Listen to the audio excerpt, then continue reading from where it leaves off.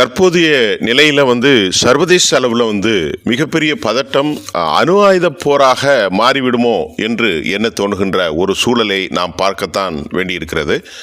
இந்த நேரத்தில் ஈரானுக்கும் அமெரிக்காவுக்கும் இடையே முறுகல் போக்கு அதிகரித்திருப்பதை சர்வதேச நிலைப்பாடுகளில் இருந்து நாம் தெரிவித்துக் கொண்டிருக்கிறோம்.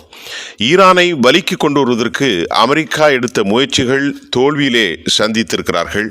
அமெரிக்காவினுடைய மிரட்டல்களுக்கு ஈரானுடைய உச்சபட்ச தலைவர் அலி கோமினி உண்மையிலேயே எங்களை தாக்க ஆரம்பித்தால் உங்கள் செவில்களில் மிக கடுமையான அடியை கொடுப்போம், ஏற்கனவே நாங்கள் கொடுத்திருக்கிறோம் என்பதை போன்று அமெரிக்காவினுடைய மிரட்டல்களுக்கு அவர் மறுப்பு தெரிவித்த செய்திகள் இன்றைக்கு காணொளியிலே பெரும் பரபரப்பை ஏற்படுத்தியிருக்கிறது.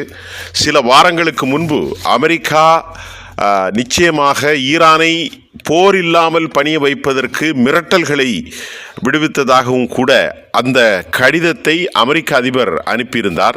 அமெரிக்க